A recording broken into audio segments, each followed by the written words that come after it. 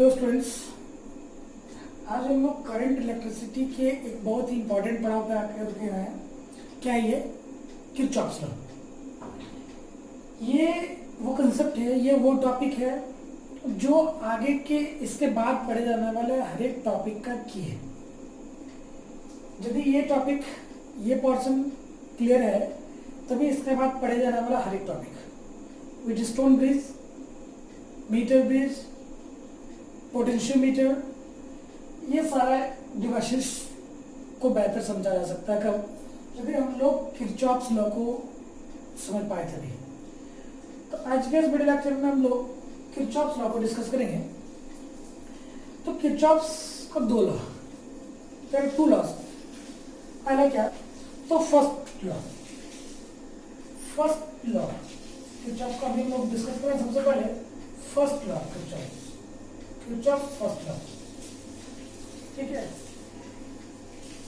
इसी first law को हम लोग कभी कभी जंक्शन रूल भी बोलते हैं। किरचॉफ्स फर्स्ट लॉ को हम लोग जंक्शन रूल भी बोलते हैं,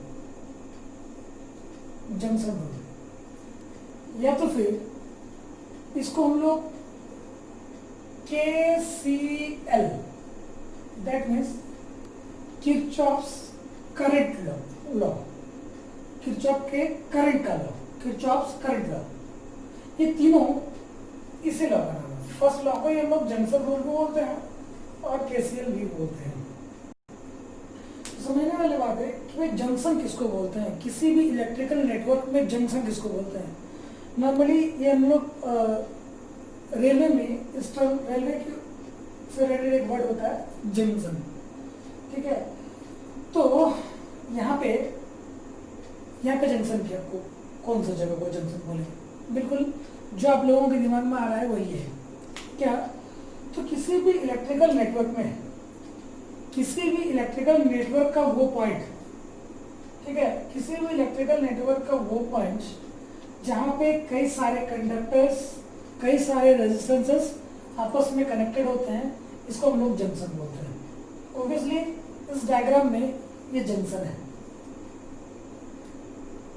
ठीक है। तो किरचॉफ्स का जो फर्स्ट लॉ है, जिसको कि जंक्शन रूल या किरचॉफ्स करंट लॉ भी बोलते हैं, बड़े सिंपल सा है। इसको हम लोग यदि मैथमेटिकली लिखे तो इसका एक्सप्रेशन बहुत ही आसान होता है, बहुत ही शॉर्ट होता है। क्या, तो ये होता है इसका mathematical expression, summation of I equals to 0। कहाँ पे, at any junction of electrical network, किसी भी इलेक्ट्रिकल नेटवर्क के, इलेक्ट्रिकल सर्किट के जंक्शन पे जो करंट है उसका सम क्या होता है, 0 होता है। सिंपली लोग बोलते हैं algebraic sum of the currents eight any junction of electrical circuit, electrical network is 0।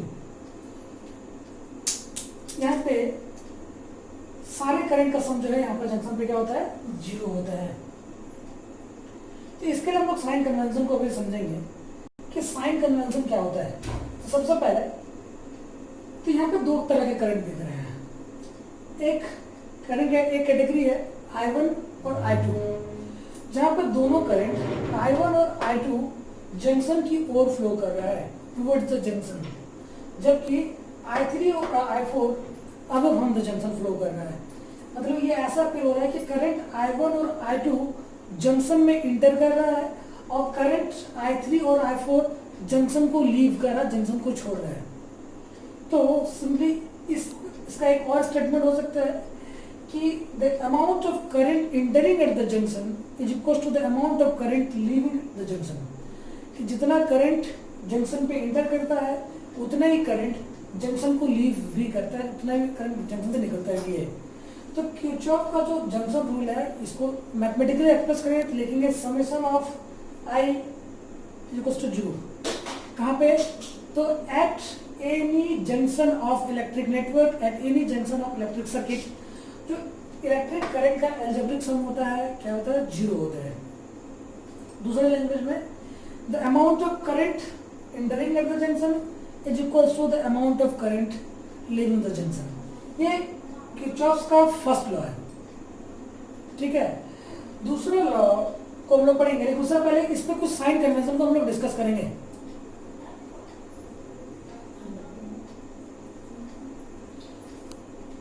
इसके पहले हम लोग इसका साइन कन्वेंशन को डिस्कस करेंगे। दो क्लास के करंट के बाद क्या करना है, एक तो जंक्शन की ओर जा रहा है, तो ऐसे करंट को हम लोग साइन कन्वेंशन को हम लोग बोलते हैं, ऐसे करंट को बोलते हैं हम लोग कि पॉजिटिव करंट है। क्या है, तो जो करंट टुवर्ड्स द जंक्शन जाता है ऐसे करंट को हम लोग पॉजिटिव कंसिडर करेंगे, और जो करंट जंक्शन को लीव करता है ऐसे करंट को हम लोग नेगेटिव करंट बोलेंगे। दैट मीन्स क्या है, तो यहाँ पे I1 पॉजिटिव होगा, I2 पॉजिटिव होगा, I3 नेगेटिव होगा, I4 नेगेटिव होगा, और इसके अकॉर्डिंग क्या होगा, सारे का सम क्या होना चाहिए, तो 0 होना चाहिए। दैट मीन्स I1 जो कि पॉजिटिव होगा, I2 जो कि नेगेटिव होगा, I3 जो कि I2 पॉजिटिव होगा, I3 नेगेटिव होगा, और I4 पॉजिटिव होगा। इन चारों का सम क्या होना चाहिए, तो 0 होना चाहिए। ऑब्वियसली इन दो नेगेटिव्स को उधर क्यों लेके चलेंगे, तो हम लोगों को क्या मिलेगा, I1 plus I2 is equals to I3 plus I4।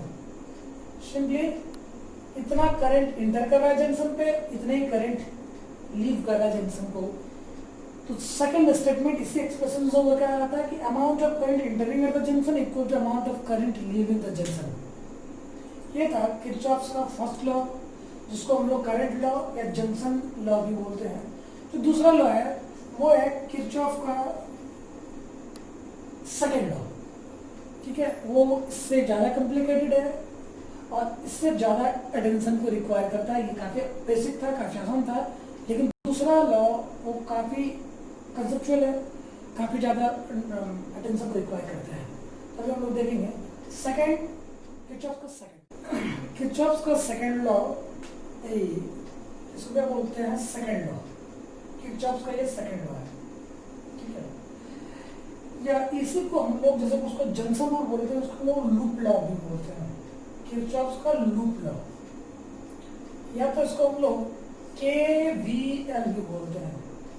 क्या था फर्स्ट लॉ को हम लोग क्या बोलते थे, जंक्शन रूल भी बोलते थे और KCL बोलते थे। लेकिन यहाँ पे चीजें काफी बदल गई है।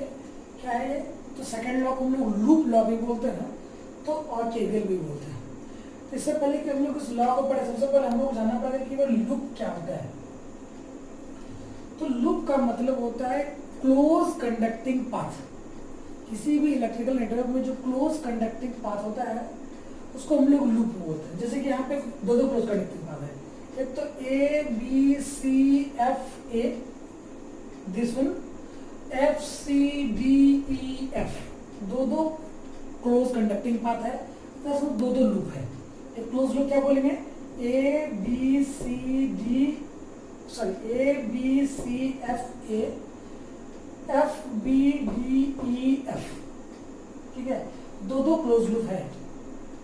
इसी क्लोज लूप के बदले में कई बार हम लोगों को बुक में ये भी लिखा हुआ मिल जाता है मेश। दोनों का मतलब सेम होता है। Close conducting path in electrical network को हम लोग लूप बोलते हैं। दो क्लोज लूप दिख रहा है। तो जो सेकंड लॉ है किरचॉफ का, जो सेकंड लॉ है, जो सेकंड लूप लॉ है, लूप या KVL है, ये क्या होता है, इसका मैथमेटिकल एक्सप्रेशन काफी आसान होता है। इसको दो तरह से लिख सकते हैं। सिंपली जो सबसे पहला वाला है,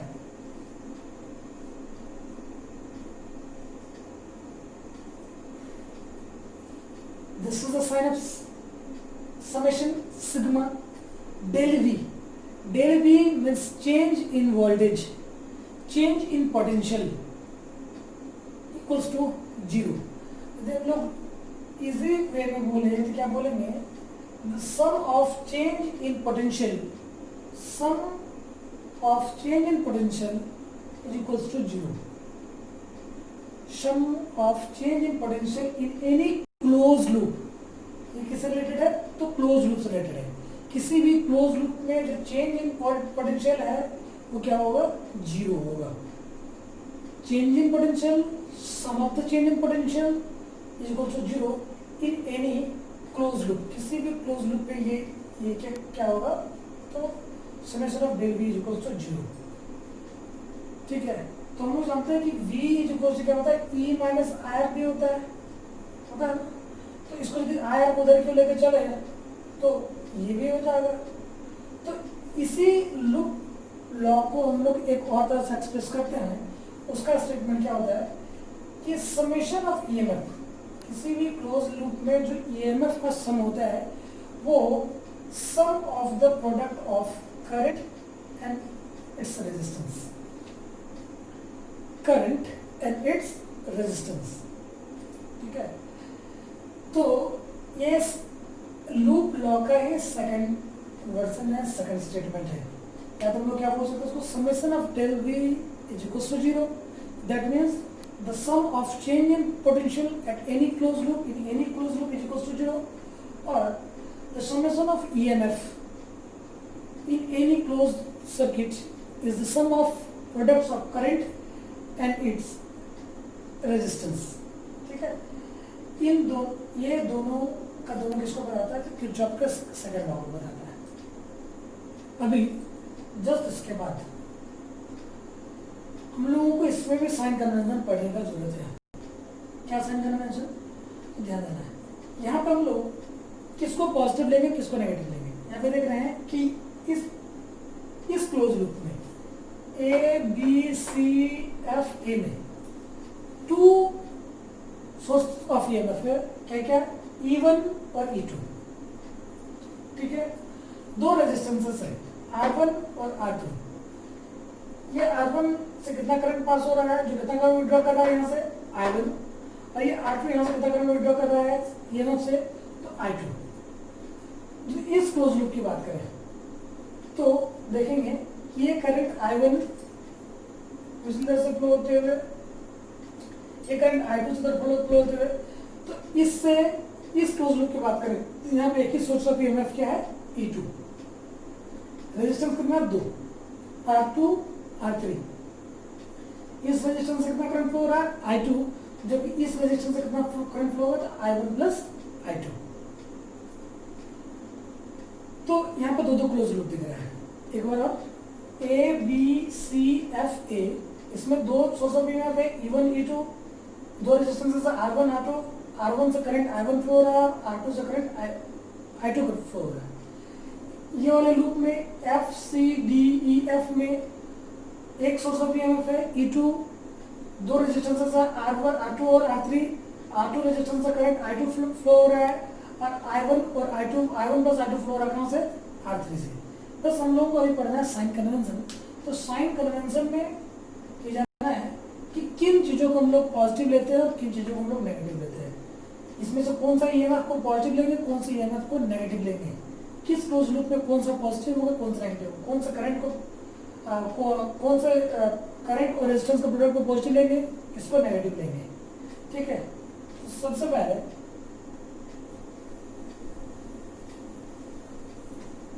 इसके लिए हम लोगों को क्या ड्रॉ करना पड़ता है।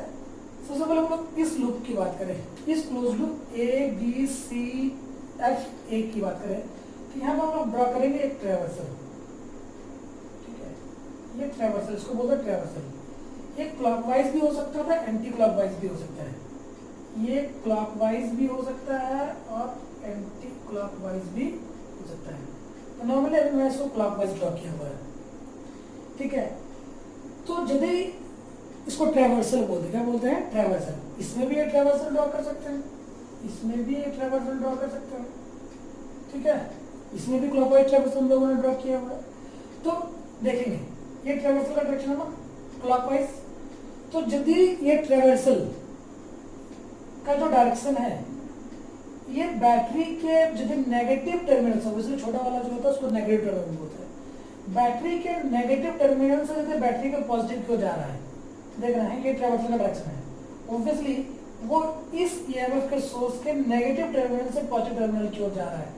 इस ट्रैवर्सल का जो डायरेक्शन है किधर की ओर है, तो इस बैटरी के पॉजिटिव से, सॉरी नेगेटिव से पॉजिटिव की ओर।